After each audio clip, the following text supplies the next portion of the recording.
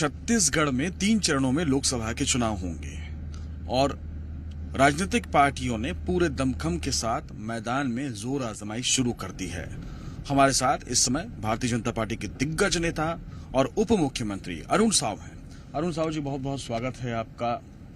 मुंगेली जा रहे हैं आप।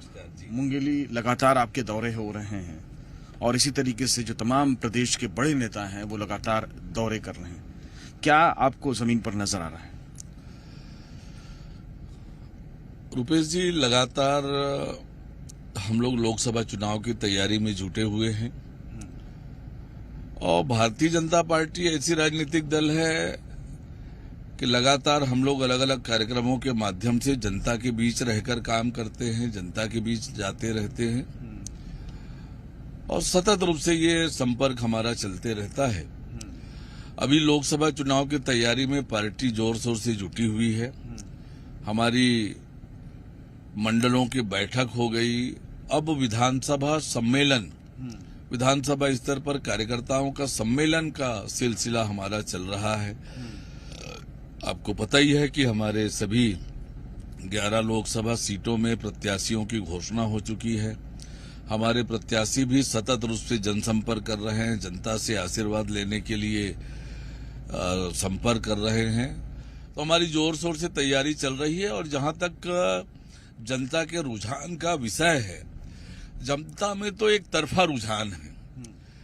आम जनता ये चाहती है कि नरेंद्र मोदी जी तीसरी बार देश के प्रधानमंत्री बने, गांव, गरीब और किसान का कल्याण करें, देश का मान सम्मान और गौरव बढ़ाएं, देश का विकास करें। ये आम जनता चाहती है और आम जनता में नरेंद्र मोदी जी के लिए अद्भुत आकर्षण है, अद्भुत आकर्षण है।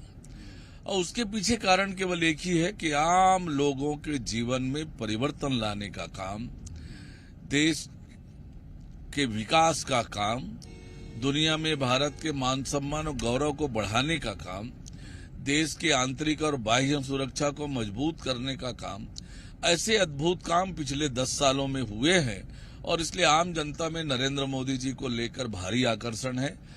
और जहां तक छत्तीसगढ़ की बात करूं मैं, तो 100 दिन की हमारी सरकार ने जो मोदी की गारंटी पूरा किया है, उससे जनता में दुगना उत्साह है और इसलिए हमें ऐसा लगता है कि छत्तीसगढ़ की जनता 11 की 11 लोकसभा सीटें नरेंद्र मोदी जी की झोली में डालेगी, भारतीय जनता पार्टी को जिताएगी।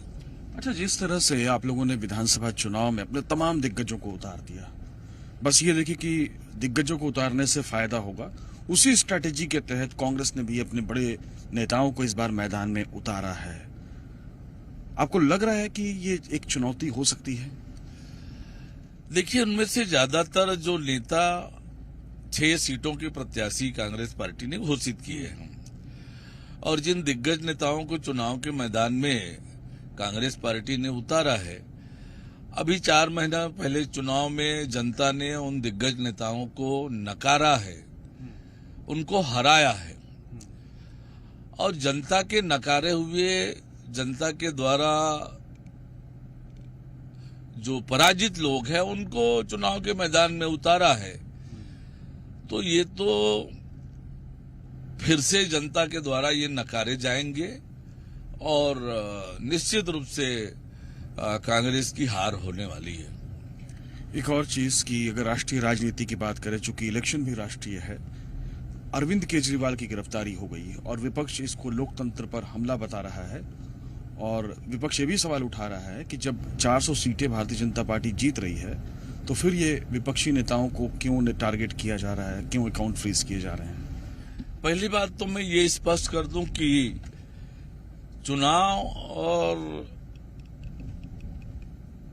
चुनाव से इसका कोई संबंध नहीं है, इस कार्यवाही का।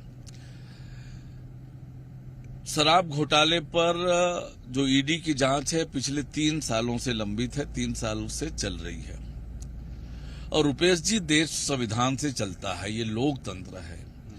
9 सम्मन्स ईडी ने केजरीवाल को दिए, आप एक भी बार हाजिर नहीं हो रहे हो। आप कानून और संविधान से बड़े हो गए। कानून का, संविधान का बड़ा दुहाई देते हैं अरविंद केजरीवाल, और ईमानदारी का चादर ओढ़ रखा है। आपके नेताओं के क्या हाल है? आपके उप मुख्यमंत्री कहाँ है? आपके राज्यसभा के सांसद कहाँ है? आपके एक और मंत्री कहाँ है? कितने लोग भ्रष्टाचार में जेल गए, कोर्ट से जमानत भी नहीं मिली है। और जब इंडी गठबंधन बना तो देश के लोगों ने ये माना कि ये भ्रष्टाचारियों का गठबंधन है, ये परिवारवादियों का गठबंधन है, ये आम लोगों को लगता था। और आज जब शराब घोटाले के मामले में अरविंद केजरीवाल की गिरफ्तारी हुई तो वही सारे इंडी गठबंधन के लोग उसका खिलाफत कर रहे हैं। तो ये बात प्रमाणित हो गई कि आप भ्रष्टाचार में लिप्त लोग हैं जो एक होकर एक गठबंधन बनाए हैं, परिवारवादी लोग हैं जो भ्रष्टाचारी को समर्थन दे रहे हैं। देखिए, देश में भ्रष्टाचार समाप्त होना चाहिए और भ्रष्टाचारियों पर कठोर कार्रवाई होनी चाहिए। इसका समर्थन आम जनता कर रही है, तो जो भी भ्रष्टाचार के विरोधी है उन्हें इसका समर्थन करना चाहिए। ये साउथ इंडिया कितना बड़ा चैलेंज होगा, क्योंकि साउथ इंडिया में बीजेपी को प्रधानमंत्री नरेंद्र मोदी की व्यापक लोकप्रियता के बावजूद वहां पे सीटें नहीं मिल पाई पिछली बार, अगर कर्नाटक को छोड़ दें तो वो अभी भी एक दुरूगढ़ बना हुआ है भारतीय जनता पार्टी के लिए, और इसके बिना 400 के लक्ष्य को हासिल करना भी आसान नहीं है। देखिए, साउथ हमारा महत्वपूर्ण राज्य है साउथ में, और इस बार अप्रत्याशित परिणाम साउथ से आने वाले हैं। साउथ के लोगों को भी भ्रष्टाचार के खिलाफ वातावरण का निर्माण साउथ में हुआ है। परिवारवादी पार्टियों ने जिस प्रकार से साउथ में काम किया है, तो साउथ के लोग भी चाह रहे हैं परिवारवादी पार्टियों से छुटकारा मिले, भ्रष्टाचार में डूबे हुए लोगों से छुटकारा मिले। तो मुझे लगता है कि इस बार के लोकसभा चुनाव में भारतीय जनता पार्टी को, हमारे एनडीए गठबंधन को साउथ में भी अच्छी सफलता इस बार मिलेगी। जो नॉर्थ के स्टेट्स हैं, खासतौर से जैसे गुजरात हो गए, मध्य प्रदेश हो गए, राजस्थान हो गए या छत्तीसगढ़ भी, यहाँ पे आपका स्ट्राइक रेट बहुत जबरदस्त है और वो करीब करीब 100% के आसपास है। जाहिर तौर पे कोई भी उससे ऊपर नहीं जा सकता है, तो उसको बनाए रखना एक बड़ी चुनौती है। इन स्टेट को लेकर के क्या आकलन है, क्योंकि वहां पे जाहिर तौर पे 5 साल का एक एंटी इनकम्बेंसी भी काम करेगा नेताओं के खिलाफ। देखिए, इन राज्यों में, ज्यादातर राज्यों में भारतीय जनता पार्टी की राज्य में सरकार है। पिछले 10 सालों में नरेंद्र मोदी जी ने जो आम लोगों के जीवन में परिवर्तन लाने का काम किया है, और 10 सालों में जो कुछ काम हुआ है वो अद्भुत है, अकल्पनीय है। और इसलिए इन राज्यों में जो भारतीय जनता पार्टी का स्ट्राइक रेट है वो कम होने का सवाल ही नहीं है। और छत्तीसगढ़ में जैसे 2019 में हम 9 सीटें जीते थे और इस बार 11 की 11 सीटें जीतने वाले हैं। तो वो जो 100% स्ट्राइक रेट है उसमें बिल्कुल भी अंतर नहीं आएगा, और उसकी तैयारी पार्टी ने कर रखी है और जनता भी ऐसा ही सोच रही है। बिहार और बंगाल की बात की जाए तो बंगाल में ममता बनर्जी है, बहुत कोशिश की भारतीय जनता पार्टी ने विधानसभा चुनाव में वहां सत्ता हासिल करने की, नहीं कर पाई। बिहार में इसी तरीके से तेजस्वी यादव को लेकर के जबरदस्त क्रेज है, ये हाल के दिनों में देखने को मिला है। तो यहाँ पे आप अपने स्ट्राइक रेट को या परफॉर्मेंस को बेटर कैसे करेंगे क्या? देखिए, लगातार जो पश्चिम बंगाल में घटनाएं हुई है और पश्चिम बंगाल को लेकर जो भारतीय जनता पार्टी ने किया है, पश्चिम बंगाल की जनता अब विकास के साथ, सुचिता के साथ, सद्भावना के साथ जुड़ना चाहती है, और इससे पश्चिम बंगाल की जनता इस बार पिछली बार से अधिक सीटें भारतीय जनता पार्टी को देगी। बिहार में भी यही होगा।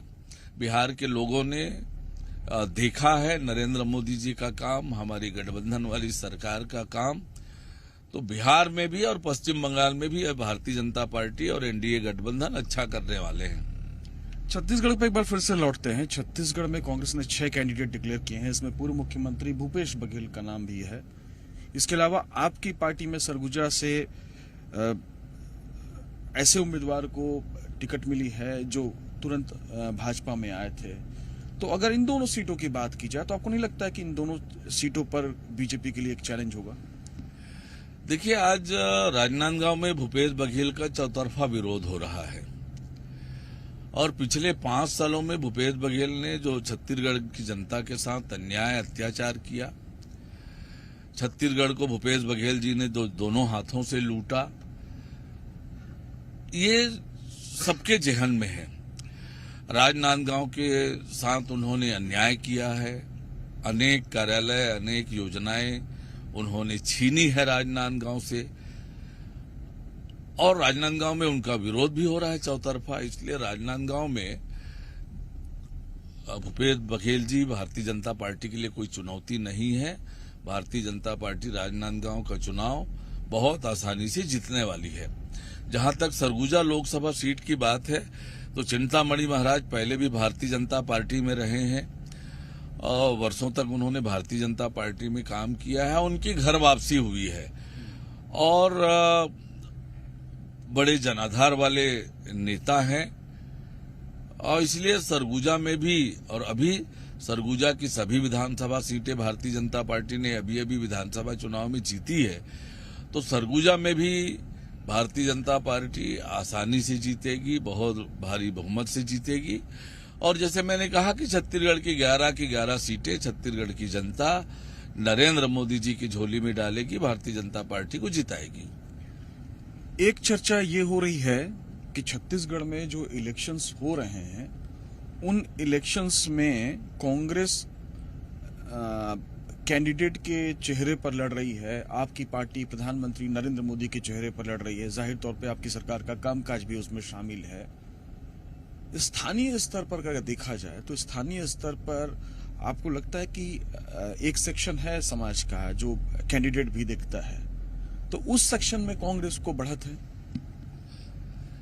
देखिए, कांग्रेस के चाल, चरित्र और चेहरा प्रदेश की जनता बखूबी जानती है।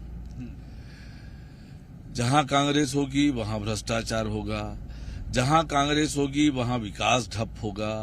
और जनता को क्या चाहिए? जनता को विकास चाहिए, और विकास और जनहित से कांग्रेस का कोई दूर दूर तक लेना नहीं देना नहीं है। इसलिए कांग्रेस पार्टी किसी भी प्रत्याशी बनाए, जनता को उससे कोई लेना देना नहीं है। उन्हें काम चाहिए कि जनहित का काम कौन करता है, कौन उनके हितों के लिए लड़ता है, खड़ा होता है, और ये भारतीय जनता पार्टी ही करती है। इसलिए जनता में कोई असर उसका नहीं पड़ेगा। ये जो कांग्रेस के कैंडिडेट अभी तय नहीं हुए हैं, इसको किस तरह से देखते हैं? ये बताता है कि कांग्रेस के हालात क्या है। कांग्रेस का कोई टिकट लेने को तैयार नहीं है, जनता कांग्रेस को वोट देने को तैयार नहीं है, कांग्रेस के नेताओं में आपस में समन्वय नहीं है, सिर फुटअव्वल की स्थिति है और आपस में विवाद की स्थिति है। इसलिए वो प्रत्याशी तय नहीं कर पा रहे हैं। और कांग्रेस ने तो एक तरह से हार मान ही लिया है। ये जो पिछली बार आपका महिला वंदन योजना ने बड़ा अच्छा काम किया, आपने कुछ डिलीवरी किए हैं 100 दिन के काम सरकार के कामकाज में, कार्यकाल में, और कुछ निर्णय लिए हैं। आपको लगता है कि जो स्टेट गवर्नमेंट का काम है उसमें से कौन सा इस चुनाव में प्रभावी साबित होगा? देखिए, हमने अनेक ऐतिहासिक निर्णय 100 दिनों में लिए हैं। 18 लाख प्रधानमंत्री आवास देने का, 12 लाख किसानों के खाते में 2 साल का पुराना बोनस 3,716 करोड़ रुपए डाला।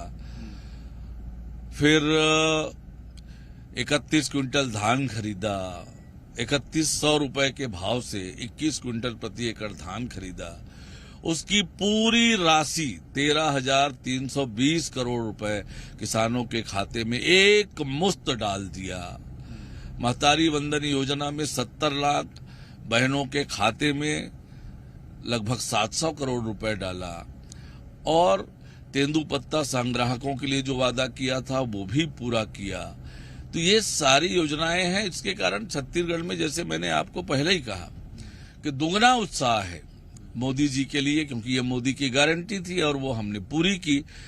तो छत्तीसगढ़ में तो दुगना उत्साह है और जनता में भारी आकर्षण है भारतीय जनता पार्टी के पक्ष में, नरेंद्र मोदी जी के पक्ष में। बहुत बहुत शुक्रिया हमसे बातचीत करने के लिए। तो ये थे अरुण साव, उप मुख्यमंत्री, जो कह रहे थे कि इस बार छत्तीसगढ़ में मोदी का जादू और विष्णुदेव साय सरकार के कामकाज का इम्पैक्ट दिखेगा और भारतीय जनता पार्टी 11 की 11 सीटें जीतने का करिश्मा कर पाएगी।